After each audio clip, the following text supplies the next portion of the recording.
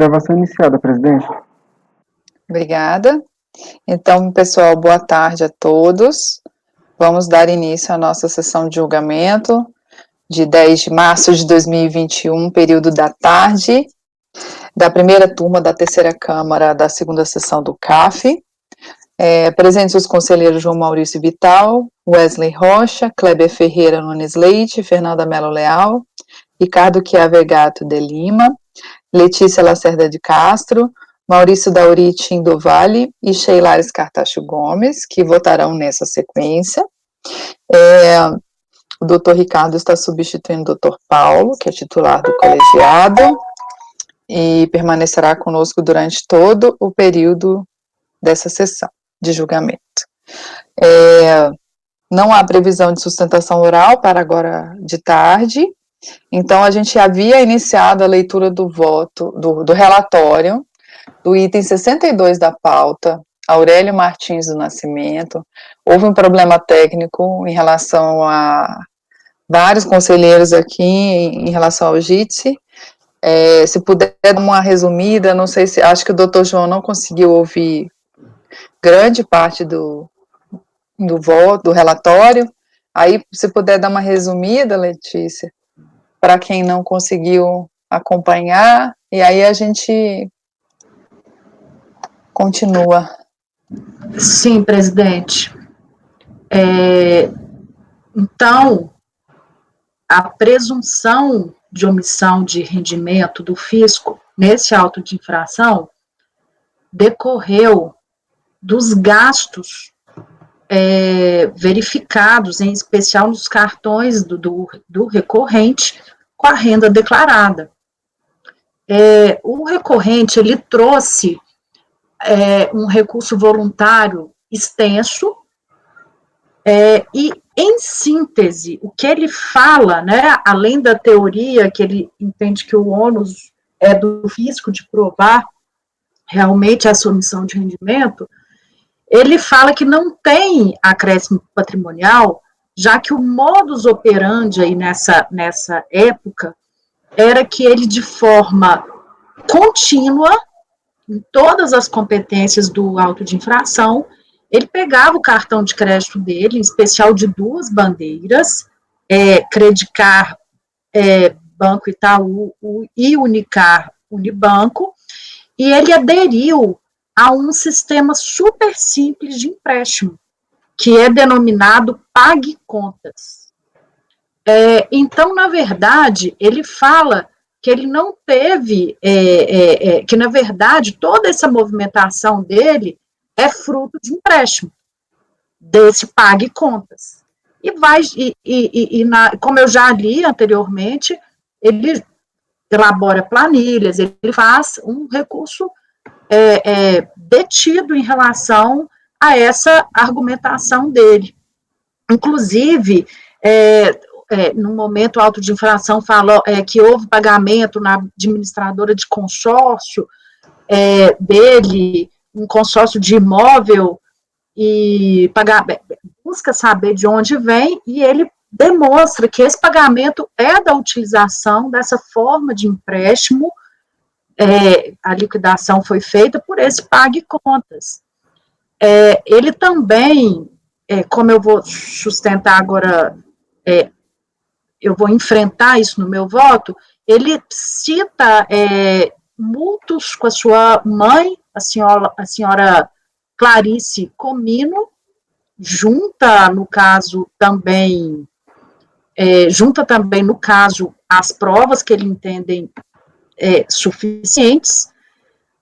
Ele sempre volta no recurso nessa modalidade de empréstimo, nesse Pague Contas, né, e mostra que, se analisar as faturas de cartão de crédito dele, todas as competências, de compras mesmo, ele tem um valor mínimo.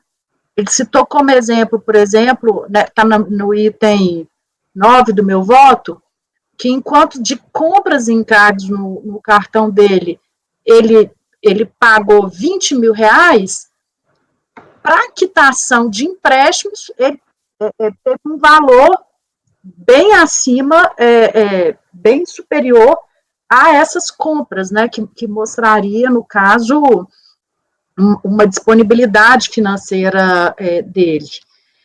E ele chega e também fala de distribuição de lucros da empresa FSS, como eu já li, que é uma outra causa de pedir no recurso dele, volta na questão no programa de prestações habitacionais, que ele pagou as parcelas via essa modalidade simplificada, fala que levantou um título de capitalização, juntou um documento falando que ele ia solicitar ao banco essa prova desse levantamento do título de capitalização, e então, em síntese, são esses os fundamentos dele. E eu vou partir para o voto, porque todos esses fundamentos, exceto os que eu não vou conhecer nesse recurso, nós vamos enfrentar no voto. Então, como eu disse, vedado está o conhecimento de determinadas matérias fáticas levantadas com ineditismo nesse recurso, é dizer, que não foram suscitadas na impugnação sequer de forma reflexa. Como relatado no acórdão recorrido, a impugnação suscitou, em síntese, quanto à matéria de natureza de mérito. Então, o que ele falou na impugnação e o acórdão enfrentou? Na análise de variação patrimonial, a fiscalização incluiu de forma equivocada os gastos com cartão de crédito, não considerando os empréstimos obtidos juntos às operadoras para pagamento das despesas, bem como não se ateve ao fato de o recorrente haver utilizado parte desses na quitação de valores relativas a parcelas de consórcio de imóvel, nos meses de agosto, setembro, outubro, novembro, dezembro, no valor tal, nas datas tais, bem como ao pagamento da adesão ao programa habitacional. Segundo, foram utilizados cartões de créditos de diversas bandeiras para quitação de pendências entre si. Terceiro, na elaboração do demonstrativo de versão patrimonial, não foi considerado o resgate do título de capitalização no valor tal. Portanto, delimita as alegações do recorrente, em especial que dependam de prova, que serão enfrentadas nesse recurso, as que foram tempestivamente suscitadas na impugnação do recorrente, a saber, relacionadas aos empréstimos tomados nas operações de cartão de crédito, a quitação de valores relativos às parcelas do consórcio de imóvel, bem como ao pagamento da adesão ao programa habitacional e também relacionada ao resgate de título de capitalização do Banco Real. Ou que não foram consideradas faturas de empréstimos da Unicard. As demais matérias levantadas somente em grau recursal, como o mútuo celebrado entre o recorrente e sua mãe, a de liquidação de empréstimo obtido junto à empresa FSS de sua titularidade, ou mesmo a distribuição de lucros dessa pessoa jurídica à sua pessoa física, ou ainda uma confusão patrimonial das receitas da empresa na pessoa física do recorrente, não serão conhecidas nesse recurso, porque foram somente nessa fase processual suscitadas, operando-se em relação a elas a preclusão do artigo 17 do decreto 70.235. Aí eu falo que ele deveria ter submetido a impugnação, né, falo da preclusão processual, eu registro o meu entendimento pessoal de sempre conhecer as matérias suscitadas reflexamente, mas no caso não foram em nenhum momento suscitadas e nem são matérias de ordem pública. Então, no caso, é extremo de dúvidas que as matérias acima especificadas não foram alegadas na impugnação, pelo que delas não conheço, ante a ocorrência da preclusão. Quanto aos documentos juntados no recurso voluntário, eu conheço aqueles que se referem às também matérias conhecidas, porque eu entendi que elas se fizeram necessárias. Em relação à preliminar do ônus probatório, eu afasto, né, citando jurisprudência do CARF e fundamentando na legitimidade dessa presunção, né, conforme um entendimento uníssono, não só desse colegiado, quanto do próprio CARF. Já se procedeu ao recorte das matérias conhecidas no presente recurso. A primeira, e a meu juízo central, é a que se refere aos empréstimos tomados nas operações com cartão de crédito. Segundo o recorrente, os gastos com cartão de crédito tratam-se, em sua maior parte, de quitação de empréstimos obtidos juntos às administradoras de cartão de crédito através de PagSeguros. Assim, para o recorrente, a fiscalização procedeu à utilização de premissa e metodologia de forma equivocada, eis que naquele ano de 2005 já se possibilitava ao titular de um cartão de crédito das administradoras, aí do Credicar e a Unicar, adquirir um empréstimo no cartão de crédito de modo bem simples. Bastava solicitar o pagamento de boleto bancário com a função cartão de crédito, conforme contrato que ele juntou no documento 6, item 5.6, Pague Contas, que o recorrente fez isso diversas vezes no ano de 2005, documento 15, sendo que bastava aguardar 2 dias úteis para receber o crédito em sua conta corrente, conforme comprovado pelas transações que então detalhem seu recurso. Tabela 7 do recurso. Sustenta também que tais operações seriam devidamente correspondidas pelos créditos dos boletos pagos com cartão de crédito em sua própria conta corrente, de acordo com os extratos bancários, citando tais, revelando verdadeiros empréstimos pessoais. Além disso, que a operação de crédito em conta corrente dá-se após 2 dias úteis da data de pagamento do boleto, de acordo com a regra de serviço de cobrança contratado pelo recorrente juntos aos bancos HSBC e Banco Real. Em relação a esse fundamento, o acórdão recorrido, ele simplesmente ele decidiu dessa forma, e eu falo no final, nesse ponto cabe esclarecer que os valores considerados pela fiscalização como despesas com cartão de crédito foram extraídas das informações prestadas pelos administradores referentes a pagamento de faturas efetuados pelo contribuinte. O acórdão, em síntese, enfrentou dessa forma. O recorrente juntou aos autos o contrato celebrado com a administradora de cartão de crédito especificada. Aí, o que é esse PagSeguros, né? Ele fez, basicamente isso aqui que ele, no item 5.6, citado pelo recorrente, que define a modalidade de empréstimo Pague Contas. Eu citei aqui para ser mais fácil da gente entender essa operação. O 5.6 é um serviço, né, que o cartão de crédito, como vocês podem ver da cláusula, oferecia para o titular. A obrigação, olha o 5.62, a obrigação será liquidada pelo emissor por conta e ordem do titular, na data em que o cartão de crédito for utilizado como meio de pagamento, que ele vai oferecer o crédito, enfim, tá a cláusula aí. Para o recorrente, não haveria acréscimo patrimonial, eis que o fisco não teria considerado as origens, ou seja, o empréstimo obtido junto às administradoras, considerando apenas as suas correspondentes liquidações. Constata o documento 7 do recurso que foi solicitado os seguintes documentos e explicações.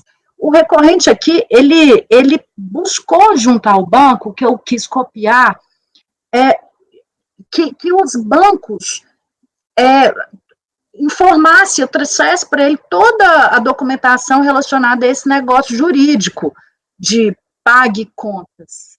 Ele solicitou todos esses documentos que eu colecionei aí no voto.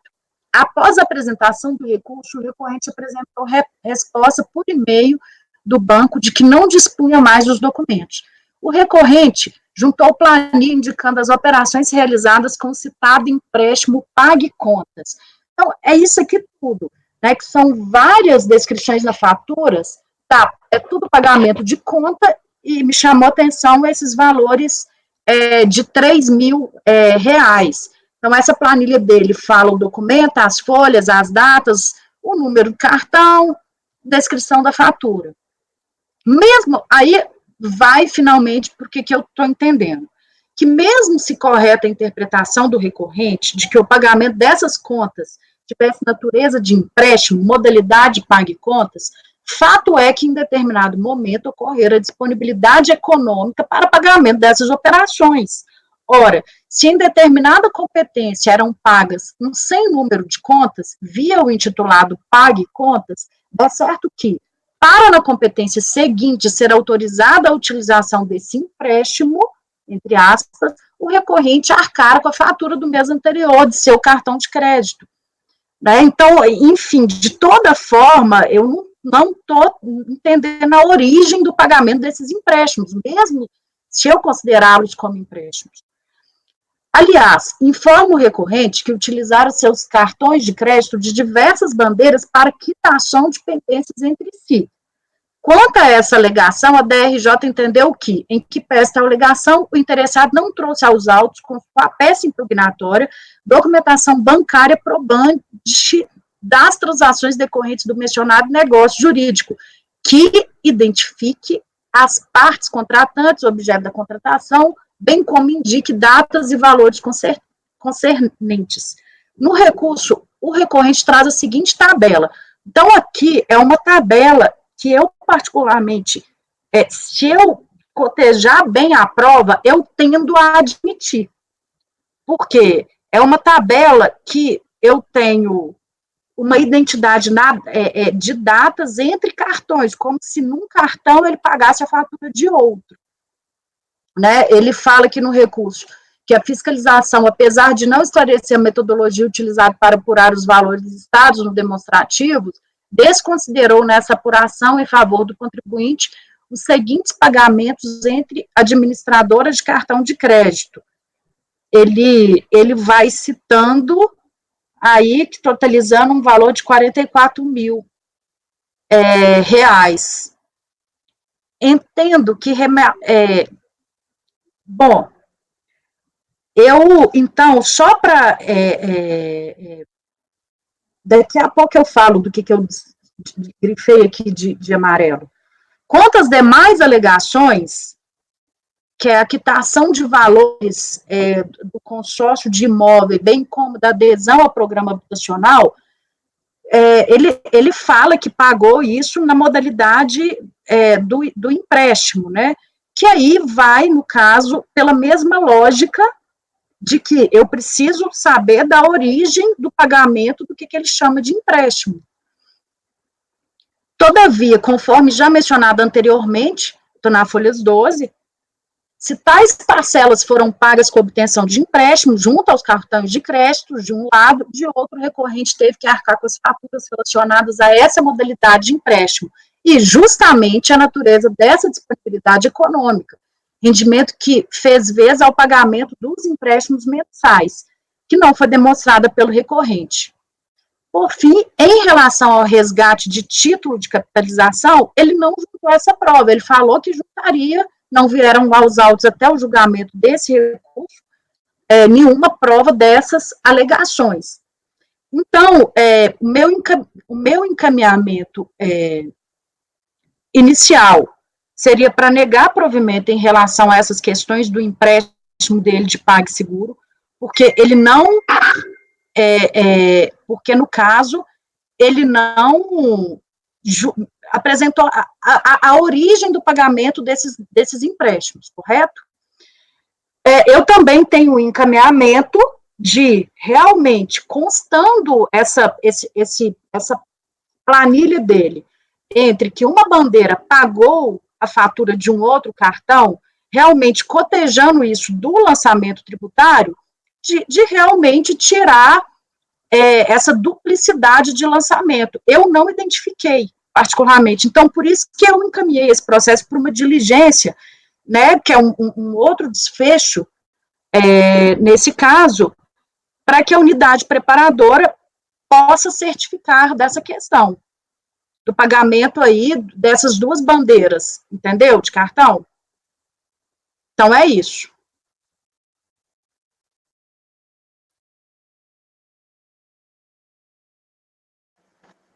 Ok, aí você está encaminhando para diligência, e se não for diligência, você iria negar provimento. Tá. Doutor João pediu a palavra, vou passar para ele. Muito bem, doutora Letícia. Eu concordo, eu vou focar a questão do cartão de crédito, que é a questão substantiva. Eu concordo com a análise da senhora plenamente quando diz que não tem sentido ele justificar a variação patrimonial, que a gente está tratando aqui de variação patrimonial descoberta, justificar a variação patrimonial que foi aferida com base na fatura do cartão de crédito com empréstimos rotativos. Por que que não? Como a senhora bem disse. Ainda que ele tenha recebido dinheiro no mês ele teve que pagar. Então, de fato, ele desembolsou. Então, de fato, ele deveria ter rendimento suficiente para fazer o desembolso. Eu entendi seu raciocínio e eu concordo com ele. Quanto à questão da compensação entre pagar uma fatura com o outro cartão, de um cartão com o outro, eu estou observando aqui, está na folha 449, é quando o auditor sintetiza a parte da aplicação de recursos, que ele depois vai colocar lá no demonstrativo de variação patrimonial, relativa aos cartões de crédito. Então, ele anula um saldo com o outro de diferentes cartões. Então, ainda que isso tivesse acontecido, esse saldo está anulado. Está aqui, por exemplo, a gente vê na folha 459, ele tem um cartão do Unibanco e um cartão do Real em janeiro de 2005. E ele utiliza o saldo inicial e final de cada um deles, então eles vão se anular. Inclusive, um tem saldo negativo, o outro tem saldo positivo. Então, como se trabalhou apenas com saldos do conjunto de cartões, não de um cartão em particular, mas do conjunto de cartões, essas transações entre cartões já estão contidas aqui. Por quê? Porque se ele, de fato, pagou fatura de um cartão com o outro, o que seria negativo no cartão seria positivo no outro. Então, está contido aqui. Já está anulado aqui. Não teria sentido a diligência para fazer isso. Já está feito. Obrigada pela observação. Uhum. Folhas 459? 449. Não, acho que então, meu encaminhamento... 450. 459 é o saldo bancário. Então, mesmo raciocínio. E 450 é a fatura dos cartões de crédito. Então, a alegação do recorrente de que deveria considerar esses alegados empréstimos rotativos, que eu sei como funciona. Na verdade, é como se fosse um cheque especial do cartão de crédito. A administradora do cartão admite que ele gasta até um limite combinado, e esse limite combinado, se ele ficar negativo no cartão, ela vai lá e faz um empréstimo para zerar a fatura dele. É isso que é um crédito rotativo. No mês que vem ele tem que pagar. Se ele não pagar, novo empréstimo. O fato é que o empréstimo, ele não poderia ser considerado origem, por quê? Ele entra no mês e sai no outro, depois entra no mês e sai no outro, depois entra no outro mês e sai no outro. Como a senhora disse aqui, ao fim e ao cabo, o que aconteceu? Ele pagou, isso aqui é o valor que ele de fato pagou, na fatura já considerado o crédito do empréstimo, que também está na fatura. Então, por exemplo, se a gente pegar aqui uma fatura do cartão do Itaú, cartão de final 1910, em fevereiro de 2005, ele pagou, segundo consta aqui da planilha do auditor fiscal, ele pagou R$ 4.985,60 de fatura de cartão de crédito. Dentro desse R$ 4.965,60, deve ter ali os gastos dele do período e o empréstimo que ele pagou no mês anterior, por exemplo. Não sei quando é que ele teria feito esse empréstimo, mas está aqui. O fato é que ele desembolsou R$ 4.985,60. E assim sucessivamente, cada um dos cartões. Então, a alegação dele de que o empréstimo é origem não faz sentido na apuração de variação patrimonial descoberta. Por quê? Porque mesmo que tenha um pouquinho desses 4 mil aqui, ele não tinha todo o dinheiro, então a administradora emprestou 3 mil, que pode observar que o que ele alega de empréstimo é sempre 3 mil, que deve ser um limite. Foi imaginar que desses 4.945, a administradora tenha emprestado 3 mil. Significa, na verdade, que a conta dele, de gastos dele nessa fatura, deve ter sido de 7.985. Que aí, a partir dos 3 mil do empréstimo, ele desembolsou 4.985. Se ele desembolsou 4.985, Ele tinha que ter uma origem para ele, o empréstimo já está contido. Ele tinha que ter uma origem conhecida para fazer frente a esse gasto, esse desembolso de 4.985. Se não tivesse a operação de empréstimo, a fatura seria, imaginando um empréstimo de 3 mil, né? A fatura seria 7.985.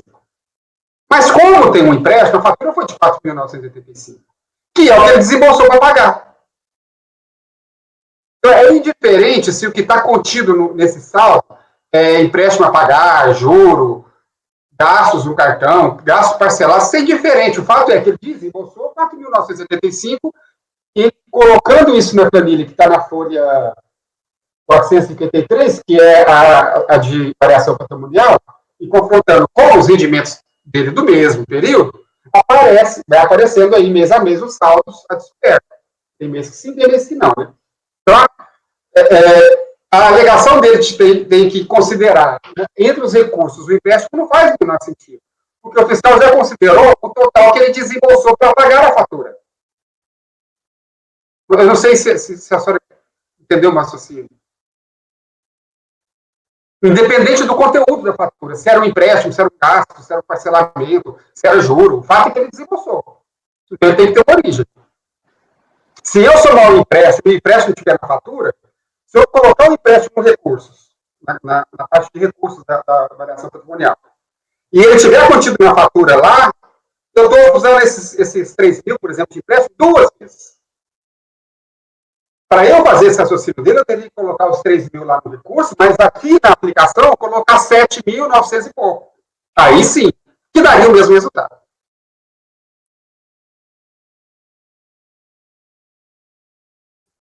Sim, o presidente, eu estou encaminhando para negar provimento.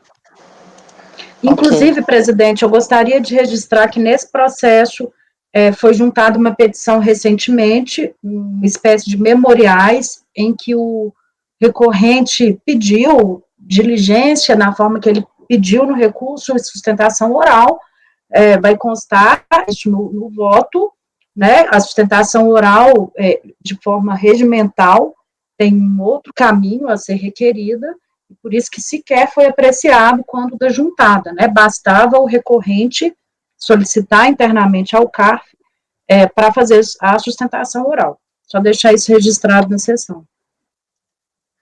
Ok, doutora Letícia. Gente, mais algum questionamento? Acho que para o João, a explicação do João, para mim, ficou bem claro. Aí é conhecer parcialmente, né? Tem aquelas matérias, não conhecendo daquelas matérias preclusas, né? Teve um monte de matéria preclusa, né? Sim, sim. Tá. Posso colocar em votação? Doutor João, como vota? Eu acompanho, a senhora está conhecendo em parte negando o provimento, né? Isso. Acompanho a relatora. Doutor Wesley.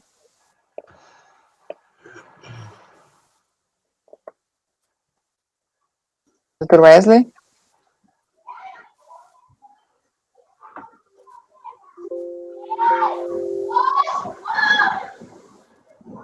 Não tá saindo, pode falar. Tá mudo? Tá mudo. Ele não fez sinal de acompanhamento. Você não apertou o F8 aí, não? Não? Se serviu a leitura labial. Deixa eu tentar te deixar mudo, aí você desemudece aí, vê aí. Não. Vai ter que entrar e sair de novo.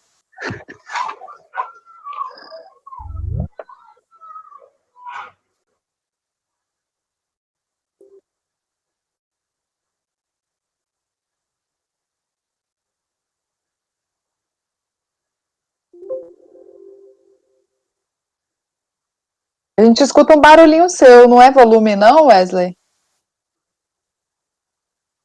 Quando você clica em alguma coisa, faz um barulho.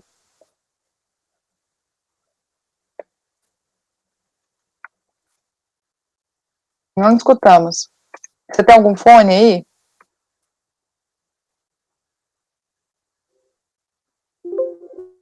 Ó, faz um barulho, quando acho que você está mexendo em alguma coisa que faz um barulho. Ou então ele entra pelo celular. É.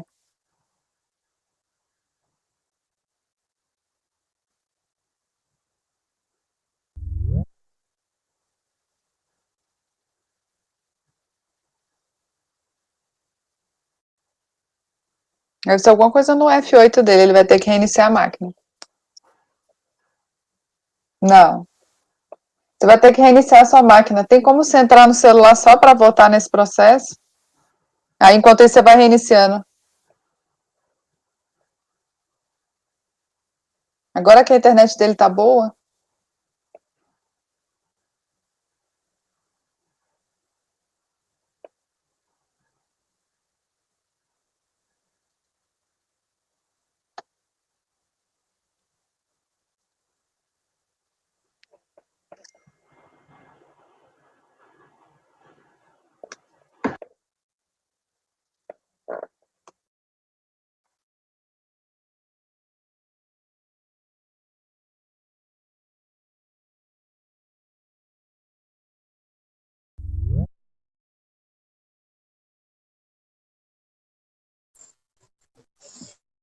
Oi?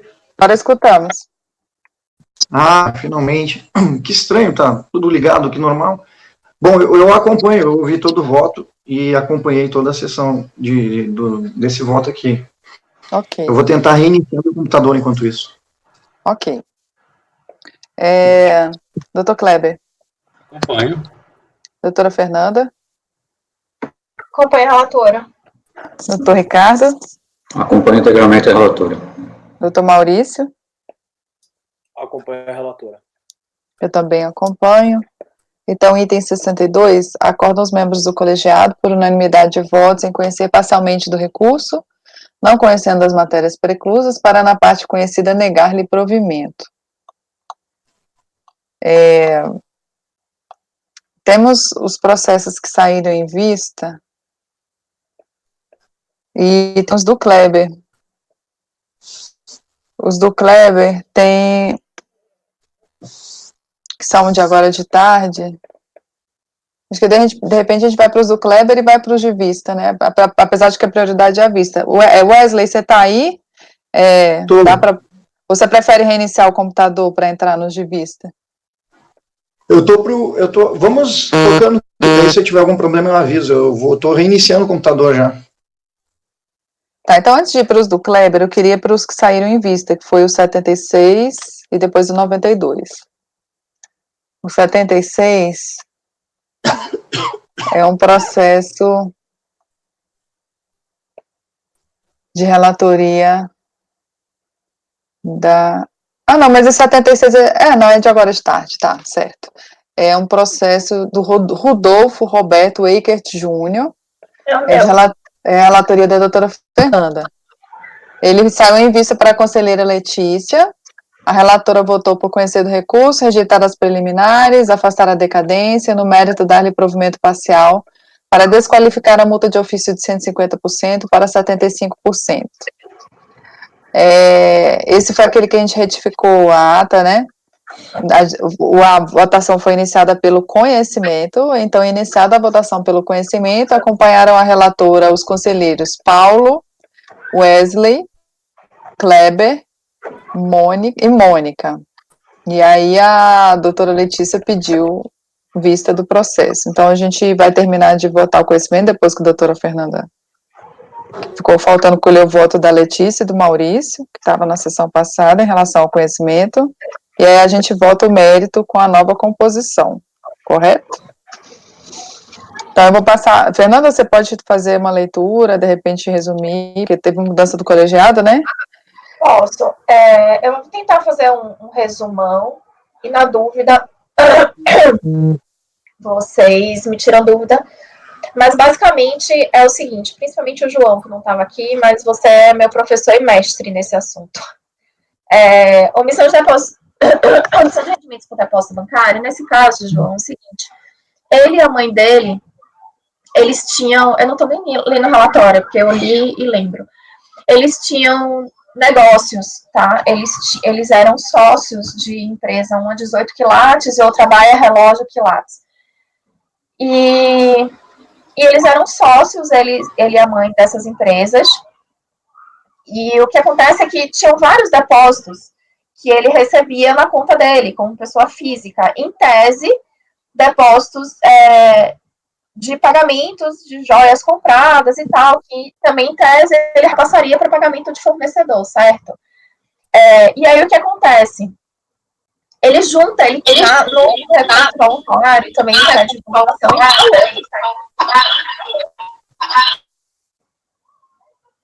Ao longo do processo, ele tenta justificar a origem de certos depósitos e pagamento de certos fornecedores, sendo que o pagamento de certos fornecedores não chega nem a 10%, tá? Da despesa, em que pese ser despesa. A gente está falando aqui de origem, né, dos depósitos, ou seja, seria receita. Mas ele tenta dizer o seguinte: veja que com parte da receita que eu recebia, que seria da pessoa jurídica, eu faço pagamento, mas esses pagamentos não chegam nem a 10% em comparação às receitas que ele recebia. E aí o principal argumento é aquilo que a gente sempre conversa nos processos de depósito bancário, em que tem esses casos de que a pessoa é sócio da empresa, de que há uma confusão patrimonial. E o princípio da entidade, ele é muito claro quando diz que a gente acaba assumindo o risco quando faz essa confusão patrimonial. É muito mais complicado, em que pese eu saber que eu sou sócio, que pode ocorrer de eu receber um pagamento da pessoa jurídica da qual eu sou sócia, a gente acaba correndo esse risco, né? E aí é esse caso aqui, de que realmente ele tenta, né, comprovar, seja mostrando o pagamento de fornecedores, que em tese são pagamentos de relojoeiros, enfim.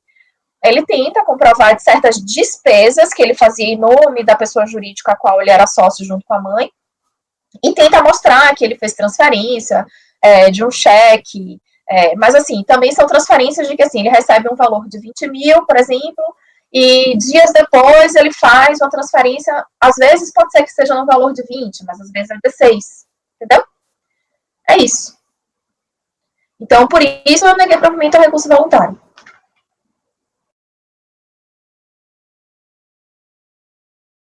Vou passar a palavra para a doutora Letícia. Eu pedi vista nesse processo porque realmente eu vi uma tentativa, um esforço muito grande do recorrente em provar. E tem vários cheques, microfilmagens de cheques, mas nesse caso, principalmente depois que eu li o relatório fiscal, só para vocês terem ideia, houve até uma oitiva do recorrente pelas autoridades fiscais. Houve alguns, a própria autoridade fiscal, em alguns momentos, excluiu da base de cálculo algumas operações, porque realmente ficou evidenciado não só essa confusão patrimonial, que é evidente, mas ficou caracterizado que, de fato, algum cheque ou outro não era depositado, não configuraria acréscimo patrimonial. Nesse caso, eu adiro integralmente o que a doutora Sheila falou no julgamento, que seria essencial a contabilidade da empresa. A microfilmagem dos cheques, elas mostram de forma muito clara que vários cheques das empresas, das pessoas jurídicas, foram depositadas na conta do recorrente.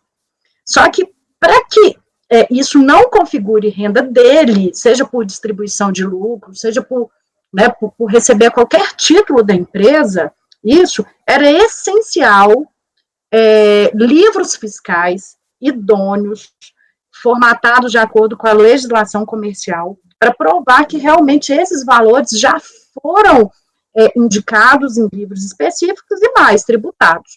Então, nesse caso, eu acho que ele provou que muito depósito é da empresa mesmo, ele provou a confusão patrimonial, mas a prova dele, para mim, na ausência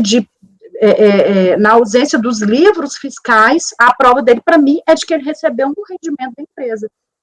Embora, eu queria deixar claro que não é que a gente fale que é em verdade a história do contribuinte, que o recorrente está falando de forma divorciada. Não, é que, no caso, não houve a prova individualizada de que, de fato, aqueles valores não se configuram em rendimentos dele, né? Então, eu estou convencida, naquele momento daquele julgamento, eu insisti, talvez, numa diligência, e eu estou convencida que não é necessária a diligência, principalmente pelo trabalho fiscal extremamente detalhado que precedeu esse auto de infração. Então, é esse meu voto. Ok, aí eu vou passar para o doutor João. Bom, meu entendimento, todos já conhecem, né, e eu chamo a atenção para uma coisa que o doutor Maurício falou hoje no voto dele. A gente tem que ter sempre em conta que, no caso de depósito bancário, que é uma presunção legal, a comprovação tem que ser individual, depósito a depósito. Ainda que se admita uma certa margem ali, uma data muito próxima, uma natureza muito semelhante, mas ele tem que ir afastando depósito por depósito. E é comum esse tipo de alegação. Não, mas olha, tá aqui, ó, eu estou provando que eu paguei um fornecedor da minha empresa, quer dizer que então tudo é da minin empresa. Não, não quer dizer. Ele vai ter que fazer mesmo a prova daquilo que eventualmente era da empresa e estava indevidamente sendo creditado na sua conta bancária. Se ele fizer essa prova, a gente afasta sem problema nenhum. Mas eu concordo com a relatora, o ônus quem faz a opção pela confusão patrimonial tem uma dificuldade maior de provar. Então, o ônus é absolutamente do contribuinte.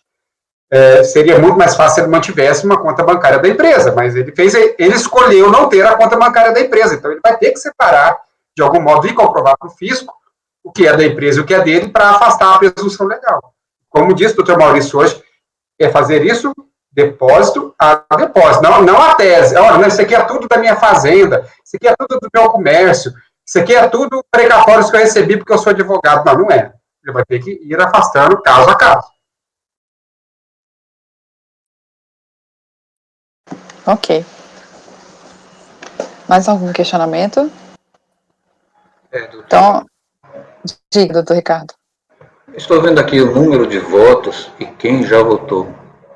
Paulo Sim. César, ele já votou. Só em relação ao conhecimento.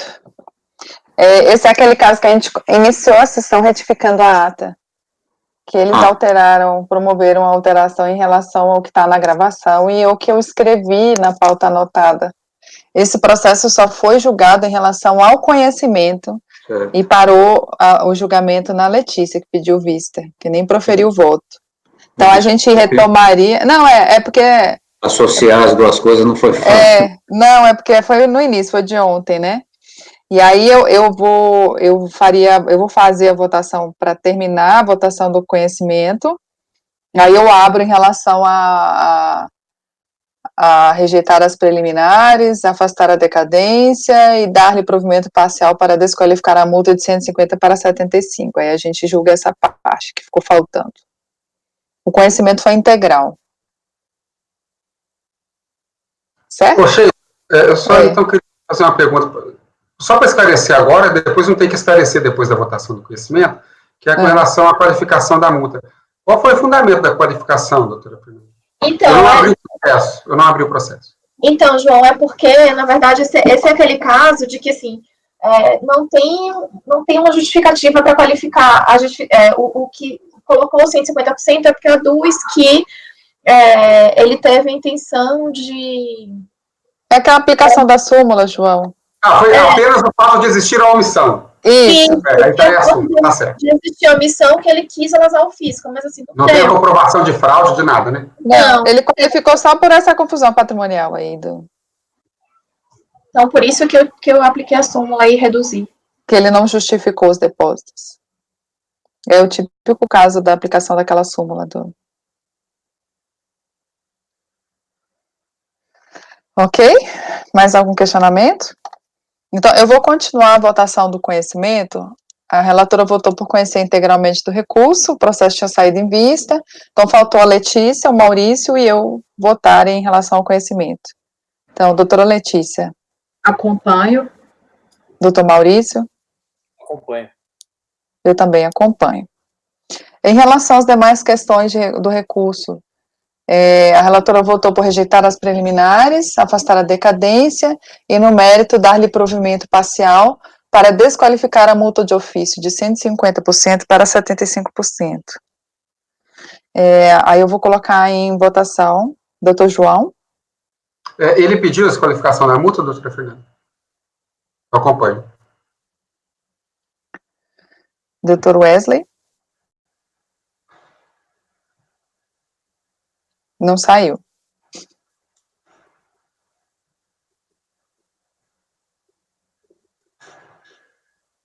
Não está saindo o seu som.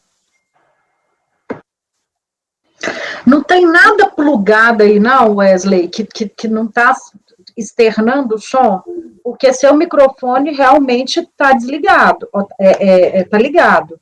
Eu acho que você pode ter... Você não apertou o F8, não. F8, tá amarelo o seu F8? Quando você entra na setinha aí no lado direito, tem um microfonezinho aí, ó. 2 aplicativos estão usando o microfone, dá uma olhadinha. Clica no seu microfonezinho.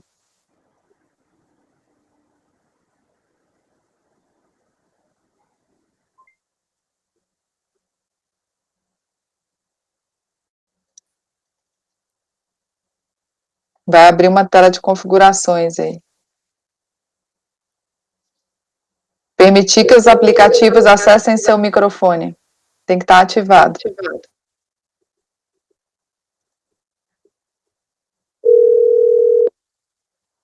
Você está ligando para alguém, a gente escuta que você está ligando.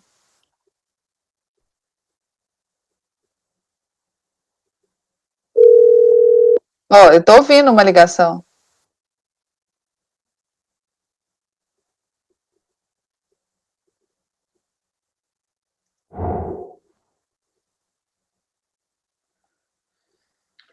É melhor você reiniciar o computador, Wesley. Wesley, entre em configurações aqui, ó. 3 pontinhos do lado direito. 3 pontinhos do lado direito, configurações. Vê se seu microfone está escrito padrão, microfone externo. Tá?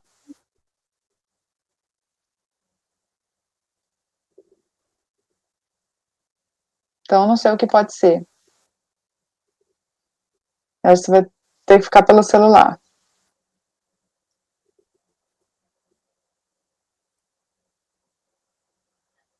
Porque senão a gente vai enrolar a pauta. A gente só julgou 39 processos. Para dar 80%, faltam 47.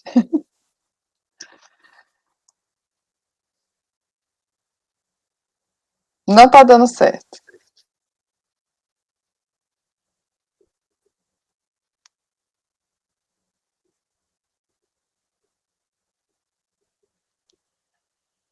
Eu acho que é alguma coisa no seu microfone aí, quando você clica aqui, que você permite utilizar o seu microfone.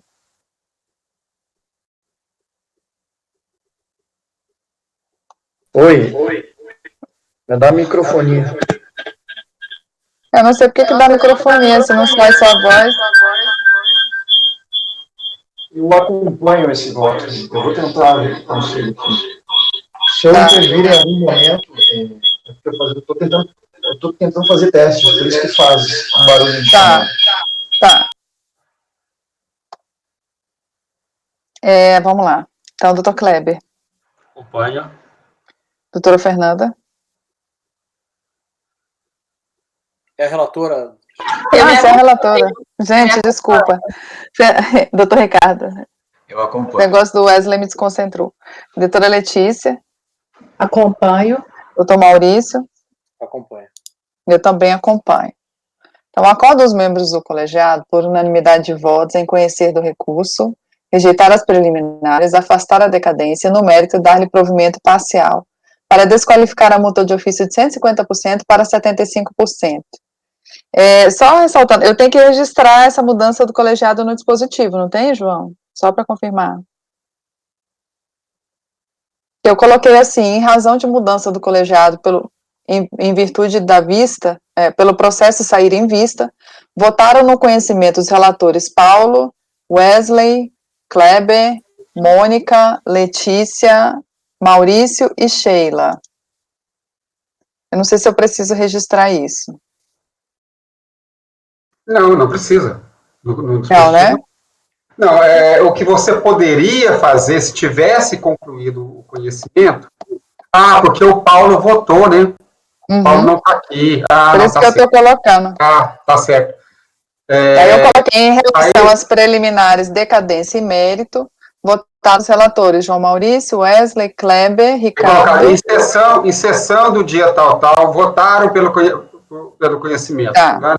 Aí coloca o placar. Coloca um vermelhinho aí que eu vou achar o modelo para você. Tá. Porque você tem que colocar no dispositivo. Na sessão tal, votaram assim, e depois colocar na sessão atual e colocar a votação do colegiado deste colegiado. Tá. Eu vou achar o modelinho aqui e já te passo. Tá. Ok, então esse processo já foi. Foi o item 76. Deixa eu só grifar ele aqui, porque aí você vai me passar para eu colocar só essa questão dos conselheiros. Tá, o próximo item que eu quero... Mas como que ficou a respeito dessa questão? Como é que você está registrando? Acho que é importante você dizer. Foi um conhecimento, foi unanimidade, né? Nos dois casos, né?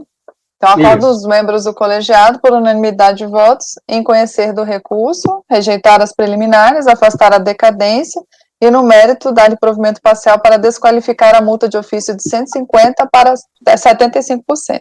Isso. É porque eu acho importante registrar o pronunciamento do voto assim. Depois a gente só ajusta a questão da mudança do colegiado. Que aí eu poderia colocar na sessão de fevereiro, votaram pelo conhecimento os relatores, eu cito aqui, né, que é aqueles que eu falei, mas é porque a votação do conhecimento foi concluída hoje, né? Uhum. Eu vou olhar o modelo aqui, tem no manual do presidente, e aí a gente fala. Tá. Pode continuar na sessão aí. Tá. Então eu vou pro item 92 também, que saiu em vista, que é da parte da tarde. Deixa eu só pegar aqui, 92. 92 é o Isabel de Loé Pisque. Ele saiu em vista por Paulo, tá? Que foi convertido em vista coletiva.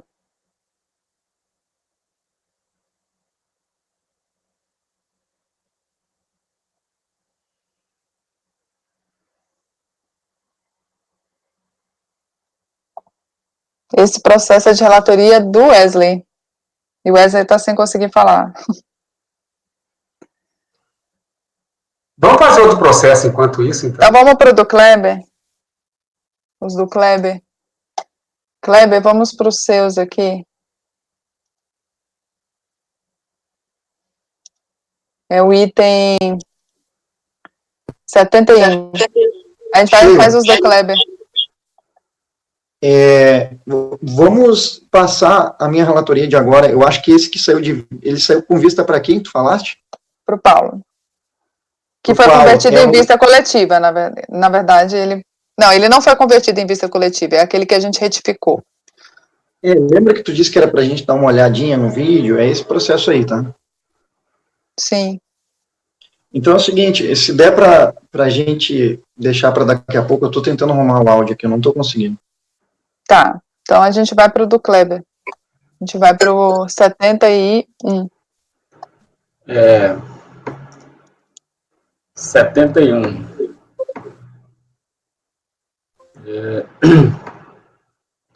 Edgar Antônio Lippmann Júnior. Então, é uma auto-infração apurada de crédito tributário relativa ao imposto de renda da pessoa física com multa de ofício e moratório por ter tido constatado as seguintes infrações: rendimento recebido de pessoa jurídica, omissão de rendimentos de aluguéis, ano calendário 2006, 2007, 2008, dedução indevida dependente, ano calendário 2007, 2008, e omissão de rendimento caracterizado por depósito bancário com origem não comprovada, 2006 e 2007. Devidamente, o contribuinte apresentou impugnação, a DRJ considerou a impugnação procedente em parte e reduziu a base de cálculo do imposto com relação à dedução com dependentes. contribuinte apresentou recurso voluntário, ela alegou o seguinte: preliminarmente, seu direito de defesa fora cerceado, tendo em vista que a DRJ não deferiu o pedido de diligência solicitado. O mérito questiona as decisões do acórdão recorrido, reiterando os argumentos apresentados na impugnação da seguinte forma: quanto à omissão de rendimento de aluguel, afirma que a documentação apresentada demonstra que os bens imóveis dos quais de originários aluguéis apontados foram doados e transferidos para os filhos do recorrente com usufruto da ex-esposa. A dedução dos dependentes, o recorrente afirma que a autoridade fiscal criou um requisito que não se encontra na legislação de agência em relação à glosa procedida, devendo ser restabelecidos os valores de dedução com os dependentes. Depósitos bancários. Deve ser reformada a decisão do DRJ com relação aos depósitos considerados não comprovados, posto que os argumentos e a documentação são suficientes para a comprovação. Que os simples depósitos bancários não podem ser considerados como renda, cita a súmula 182 do extinto TFR. Que deve haver imputação proporcional relativamente ao depósito em conta corrente conjunta. Quanto aos empréstimos e participações em eventos, que estão comprovados os empréstimos mútuos e participação do mesmo em eventos. Requer, ao final, a improcedência do auto-infração. Esse é o relatório. Partindo para o voto, preliminarmente, não conheço da matéria referente à ofensa ao princípio constitucional do devido processo legal, força da súmula número 2, e quanto à preliminar do pedido de diligência ter sido indeferido, cerceou o direito de defesa, que tange essa reclamação, eu cito aí o artigo 18 do decreto 1972, porque foi fundamentada a rejeição do pedido de perícia feito pelo contribuinte. Rejeito preliminar da decisão recorrida, bem como também, ele também alegou preliminarmente que foi desconsiderado uma consulta formulada por ele, mas a consulta feita na DISIT, né, foi considerada, através do despacho decisório número 5, da DISIT, aí declarou a referida consulta ineficaz, porque não preenchia os requisitos. Então, não há que se falar em cerceamento do direito de defesa com relação tanto à não diligência e à não consideração da consulta formulada. Como ele questiona as decisões da DRJ, eu fiz aqui o batimento. Quanto a essa questão, o contribuinte afirma: o recorrente em definitivo não contribui nem direta nem indiretamente para a ocorrência do suposto fato gerador do imposto de renda decorrente da percepção de rendimento de aluguéis nos anos calendários tais, conforme tabela 10 da ação fiscal, por conseguinte da obrigação tributária. A robusta documentação carregada nos autos, além dos documentos juntados, demonstra à sociedade que os bens móveis dos quais originaram os aluguéis apontados foram doados e transferidos para os filhos do recorrente com usufruto da ex-esposa. O acórdão recorrente tem o seguinte: o interessado não apresentou documentação à doação dos imóveis, bem como a citação contida no relatório da ação fiscal, trata-se de reprodução de sua manifestação em atendimento à intimação fiscal. Ainda com relação à argumentação de que utilizava de demonstrativo, ele também diz que ele colocou isso aí porque a empresa, a imobiliária fornecia para ele, né? Então, mesmo esse argumento não vale, porque as informações da fonte pagadora, cabe oferecer tributação total de rendimentos próprios auferidos, bem como os rendimentos recebidos por seu dependente no ano calendário, independente de informação da fonte pagadora. Os imóveis estavam tudo em nome dele, ele disse que estava em usufruto dos filhos, né, com utilização da mulher, mas não comprovou. E os imóveis ainda estavam todos como sendo de propriedade dele, os aluguéis, então tinham que ser declarados. Como não foram apresentados novos documentos, além dos apresentados na autuação e da impugnação, da análise do pedido, argumentos e documentação apresentada, mantém-se a decisão de peso. Da dedução com dependentes, restou da filha Isabel Quinor Lippmann, mas tanto a DRJ rejeitou porque ela apresentou declaração em separado. Então, como ela apresentou declaração em separado, submete-se a tributação em apartada. Então, ela correta a glosa desse dependente. Tem esse lançamento nessa questão. Quanto à impossibilidade de admitir depósito como receita, da inversão do ônus da prova, da súmula 182 do ITR, cita que a fundamentação legal do artigo 42, de fato, é feita a presunção da renda nos depósitos, né? E, por fim, aqui também a súmula CAF número 26, informando que dispensa o fisco de comprovar o consumo da renda.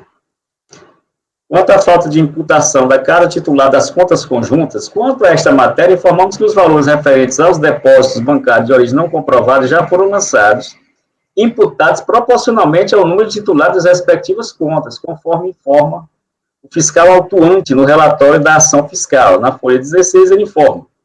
A tabela 8 consolida mensalmente esses valores. A coluna depósitos não comprovados apresenta o montante movimentado e a coluna diferença tributária representa os recursos imputados ao fiscalizado, inclusive os decorrentes da divisão dos valores das contas ou titularizadas. O montante anual de responsabilidade do contribuinte é de 85.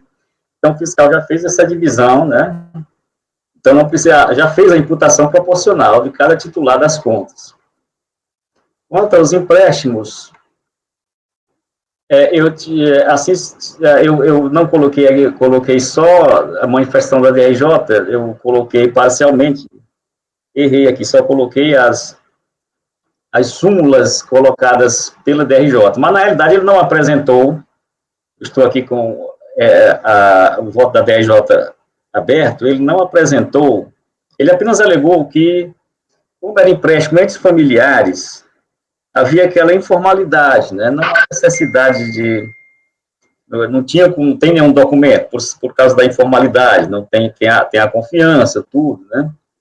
Então, a DRJ mostrou aqui que era necessária a apresentação de documentos, e aqui no recurso ele apresenta declaração das pessoas das quais afirma que tomou, concedeu empréstimo, que segundo ele, atesta as operações.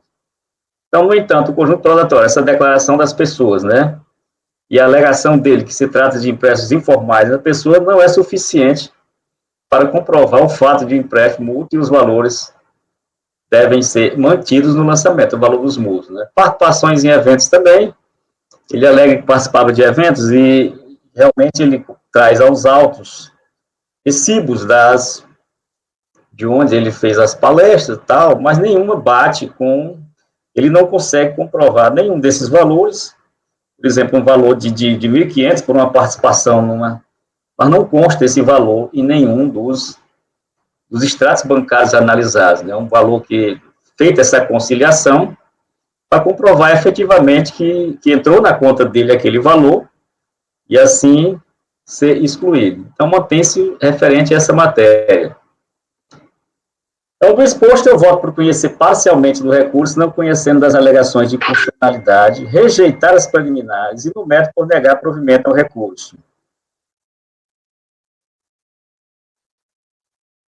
Ok.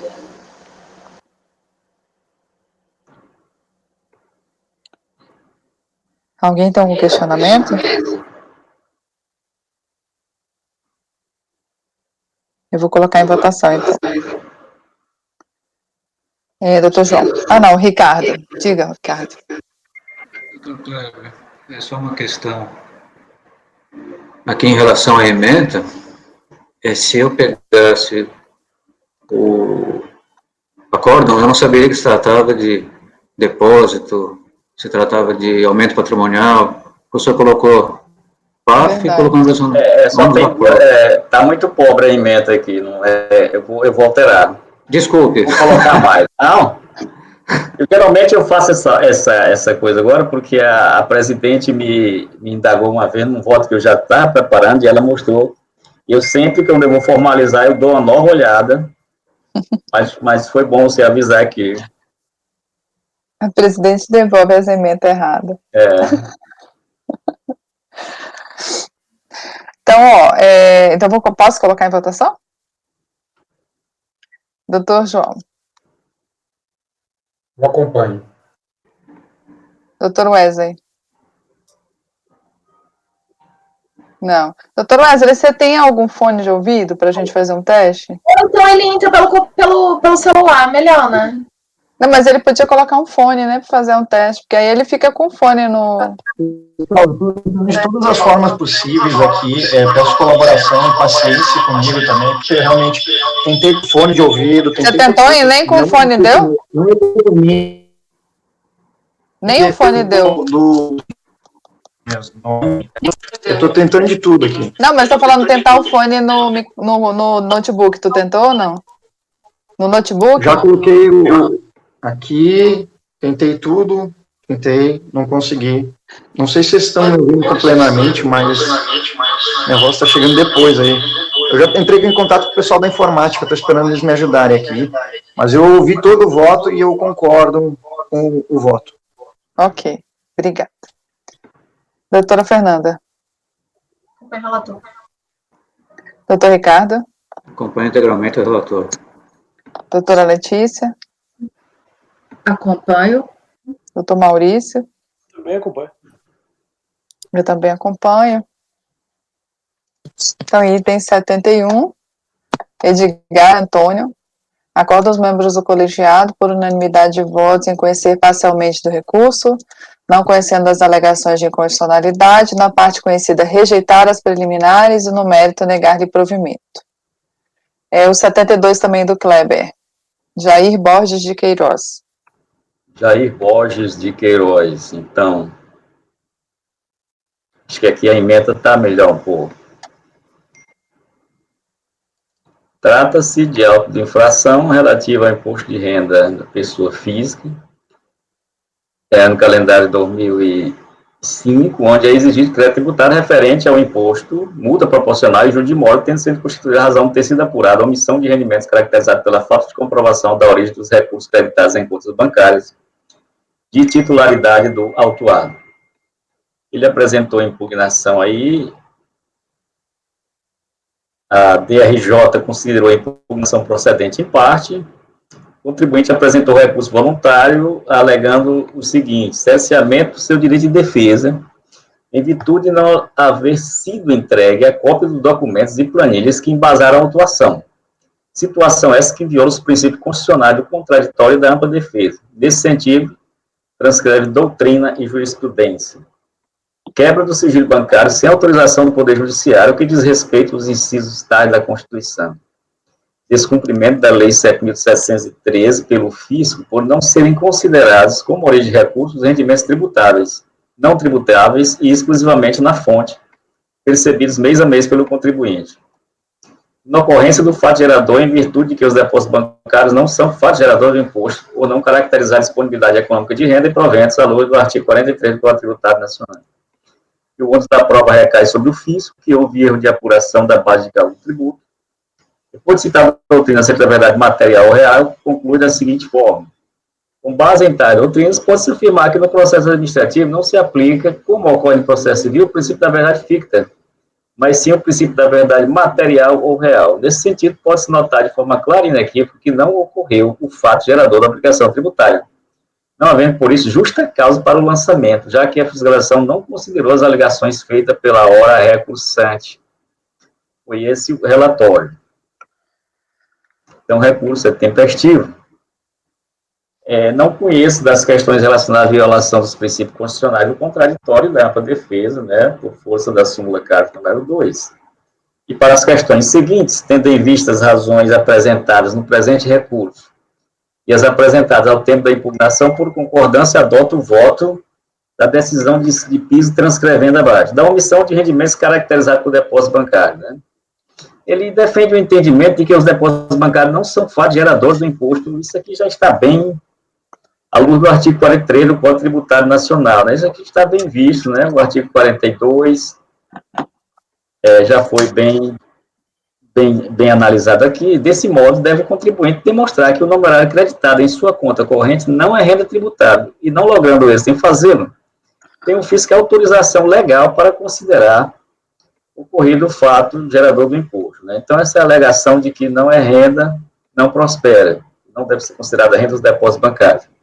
Também é indispensável esclarecer que a súmula 182 do antigo TRF, citada pelo contribuinte, refere-se a um momento histórico distinto, Hoje nós temos uma súmula, que é porque o voto da DRJ. Por outro lado, o contribuinte reclama que a autoridade lançadora utilizou a planilha recebida em 5 de 3 de 2010, que se encontrava defasada da outra mais completa, entregue dias antes da lavatura do auto de infração, que ora reapresenta. Então, aqui a DRJ diz que utilizou aquele reapresentou e fez as exclusões, Sendo assim, cabe dizer que o autuado não será prejudicado, vez que essa autoridade julgadora procedeu ao cotejamento da planilha ora apresentada e os documentos de folha 260 e verificou que restou comprovado essas origens que ele colocou. O sigilo bancário também não tem mais o que se falar, né, já é ponto pacífico, ele alega que foi quebrado o sigilo bancário sem autorização judicial, a lei complementar número 105, nós vamos passar aqui, porque não há controvérsia nessa parte, né, das demais questões suscitadas, da alegação da verdade material para rever o julgamento da primeira instância. O recorrente requer que se aplique no presente julgamento o princípio da verdade material, tendo em vista que a fiscalização não considerou as alegações do recorrente. Cita também jurisprudência nesse sentido. De fato, a jurisprudência é no sentido que a verdade material sobrepõe os formalismos estritos, pois a questão imposta é a legalidade de tributação, de acordo com o número tal que eu coloquei aí. No entanto, para o presente caso, os documentos foram analisados tanto pela fiscalização como pela DRJ, que os considerou inidôneos para a comprovação das alegações, e não por algum formalismo que superou a inexistência de dúvidas do direito pleiteado pelo contribuinte. Ou seja, da análise do documento, a fiscalização e os julgadores não chegaram à conclusão de que assistia direito ao contribuinte, mas que, por um formalismo legal, não foi possível atender ao pleito. Pelo contrário, não foi isso, né? Foram conclusivos no sentido de que os documentos apresentados não comprovaram o alegado pelo contribuinte. O exposto, eu voto por conhecer parcialmente do recurso, não conhecendo das alegações de constitucionalidade, rejeitar a preliminar e no mérito negar provimento ao recurso. Então, no recurso foi só questão de direito mesmo. Ok. Ele não trouxe nenhuma prova dos depósitos, das questões que ele está alegando. Isso, não. Tá. Algum questionamento? Está conhecendo parcialmente do recurso, não conhecendo as alegações de constitucionalidade, rejeitando a preliminar e negando o provimento ao recurso. Isso. Doutor João? Acompanho. Doutor Wesley? Acompanho. Ótimo. Mas tá bom. Doutora Fernanda? Doutor Ricardo? Acompanho. Doutora Letícia? Acompanho. Doutor Maurício? Acompanho. Eu também acompanho. Então, item 72, acordam os membros do colegiado, por unanimidade de votos, em conhecer parcialmente do recurso, não conhecendo as alegações de constitucionalidade, na parte conhecida rejeitar a preliminar e no mérito negar-lhe provimento. Esse foi o item 72. Tem o 77, né, Kleber? 77 também, deixa eu ver aqui. É José Gonçalves de Andrade. Também é do Kleber. Isso, pois vamos, José Gonçalves de Andrade. Trata-se de autoinfração relativa ao imposto de renda da pessoa física, né, exercício 2007, 2008, motivado de acordo com a fiscalização por omissão de rendimentos caracterizados por depósito bancário de origem não comprovada. O contribuinte apresentou impugnação, que eu vou ter que ler aqui, muito grande, mas ler boa parte dela aqui, porque ele reiterou. Não pode o auditor fiscal aplicar a multa de 112,50, né, como se o impugnante não tivesse atendido os termos de intimações. Todos os termos foram atendidos. O auditor concedeu prazo de 5 dias para apresentar a documentação, enquanto o artigo tal concede prazo de 20. O impugnante otorgou poderes ao procurador, inclusive para receber em seu endereço os termos de intimações não cumpridos pelo auditor fiscal. O auditor fiscal solicitou justificativas do depósito, porém não encaminhou o anexo contendo a relação do cheque por banco, prejudicando as justificativas. Os depósitos foram justificados pelo impugnante, como pode ser comprovado nos termos dos documentos tais. Todas as respostas foram justificadas e pedem providência. Para que o depósito se transforme em renda tributável, se for necessário que seja comprovada a utilização dos valores depositados como renda consumida. O auditor fiscal, ao requerer o extrato bancário, deveria também solicitar os comprovantes de depósito para garantir a constituição do crédito e não presumir esse depósito serviriam de renda consumida. É importante insistir junto à Vossa Senhoria que solicite aos bancos os comprovantes das origens do depósito, vez que deveriam ser encaminhados anexos dos extratos. Terá que ficar comprovado o nexo de causalidade entre o depósito e o fato que represente a omissão de rendimentos. É exatamente isso que estava sendo pedido. O auditor apenas presumiu, já que é impugnante em sua resposta no termo de intimação número tal, protocolou na Delegacia Federal de Santarém, em 18 de janeiro de 2010, a justificativa de todos os depósitos bancários. Item 4.11. O impugnante exaustivamente justificou no dia 18 de janeiro de 2010, quando realizou o confronto dos depósitos, e requereu ao auditor fiscal que intimasse a empresa JA Produtos Agropecuários para reapresentar os depósitos, já que estava em seu poder e foi ignorado seu pedido, causando prejuízo ao impugnante, já que esses depósitos foram considerados como renda consumida sem ser.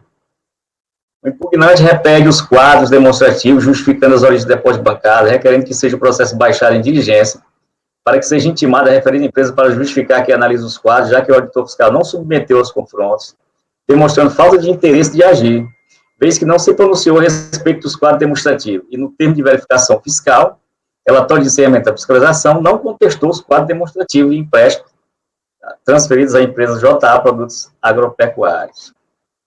O impugnante apresentou documentos e justificou no quadro demonstrativo dos empréstimos junto ao banco, que serviram como depósito, junto ao Banco da Amazônia, Altamira, no valor de tal, e junto ao Banco do Brasil, no valor de tal.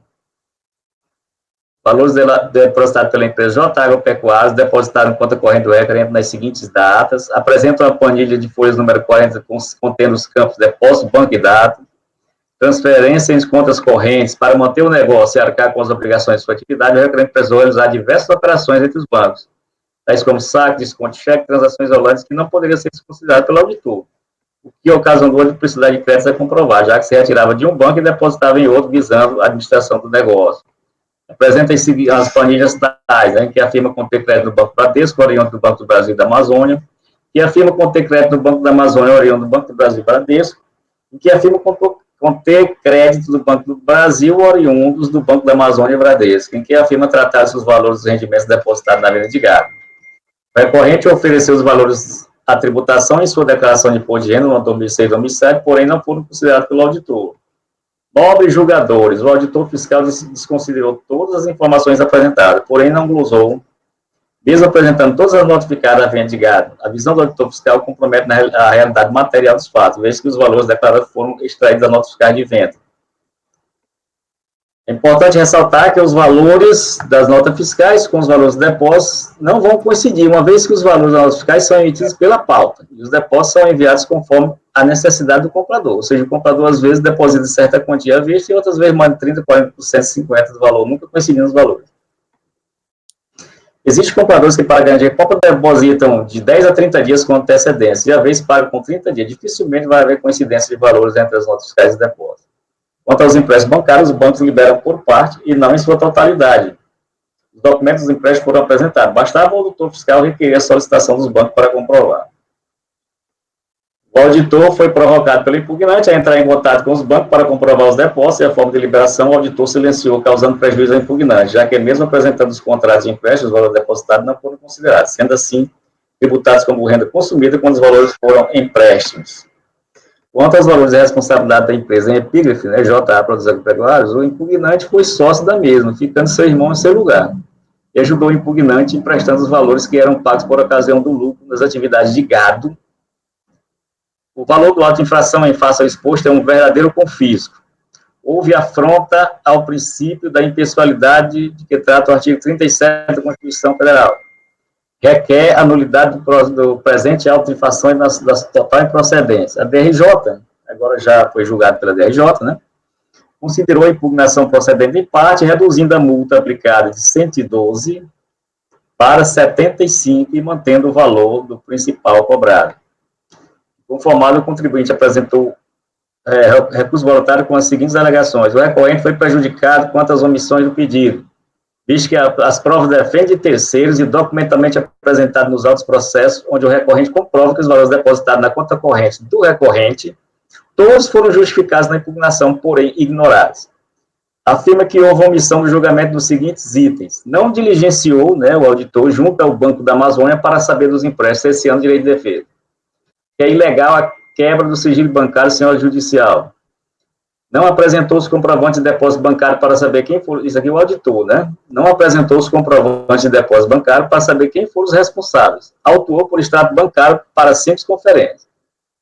Não promoveu a conferência dos valores depositados pela empresa JA Produtos Agropecuários, depositado em conta corrente do recorrente, conforme o quadro demonstrativo abaixo.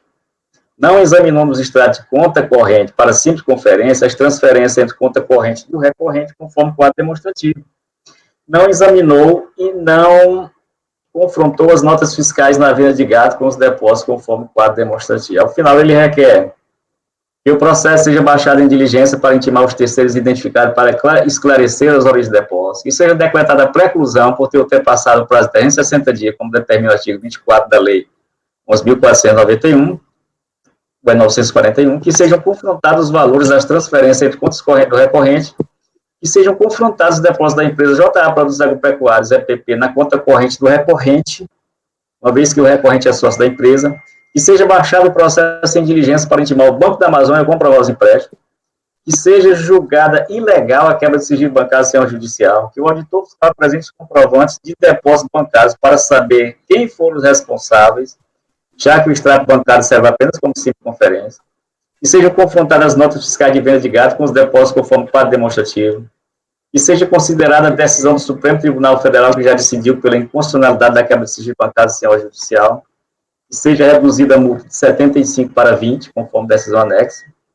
Pelo exposto, requer a reforma da decisão, recorrer integral o cancelamento do lançamento atacado, haja vista sua absoluta ilegitimidade e o seu notório confronto com remansosa jurisprudência do Conselho de Contribuintes e da Câmara Superior de Recursos Fiscais em seu relatório. Partindo, então, para o voto. O recurso é tempestivo e atende aos demais requisitos de admissibilidade do pedido de anulação do lançamento. O recorrente afirma que o lançamento é legítimo, posto que já está em confronto com a jurisprudência do CARF e requer que o mesmo seja cancelado. Vamos analisar esse pedido, porém, para se salientar que, diversamente do que pretende recorrido, não se trata de hipótese de nulidade, né? Cita aqui o artigo 59, não tem nenhuma hipótese, como nenhuma dessas hipóteses ocorreu no caso do exame, não há que se falar em nulidade.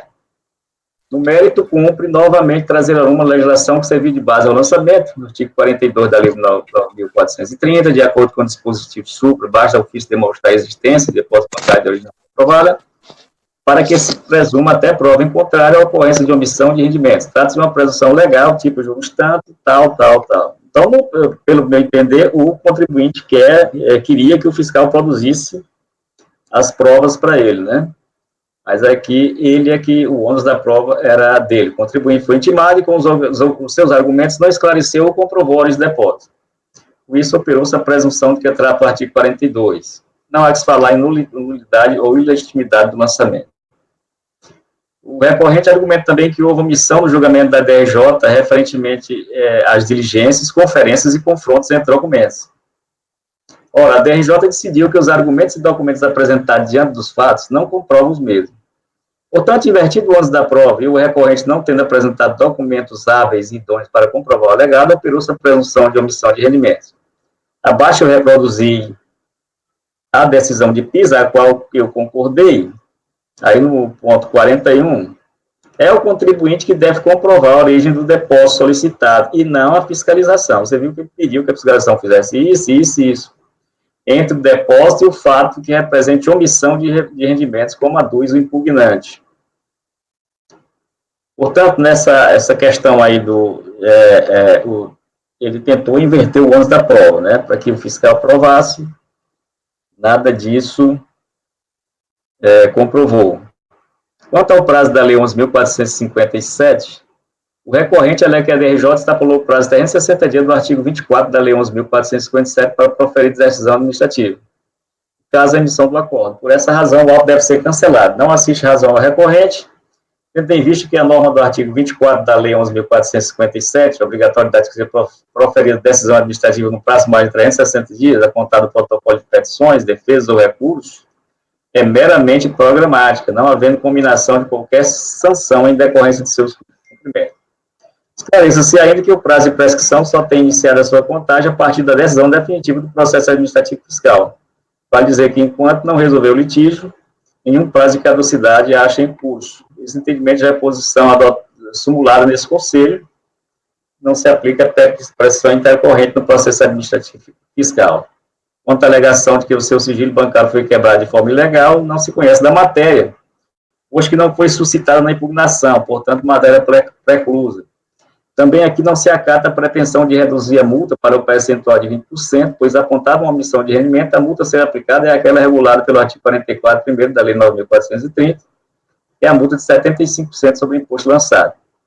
Rejeita-se o pedido de diligência para intimações por necessária a formação da convicção no presente julgamento, uma vez se trata de depósitos realizados em conta corrente de pessoa física, e quando intimado não apresentou documentos que comprovassem que o mesmo não é titular dos depósitos. O exposto, o voto por não conhecer da matéria preclusa, rejeitar a preliminar, rejeitar o pedido de diligência e negar provimento ao recurso.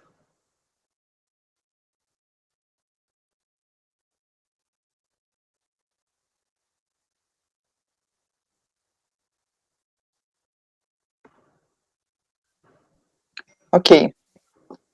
Me escutam? Pois é, eu fiquei com medo de ter falado esse monte de coisa e não ter ninguém aqui ouvindo.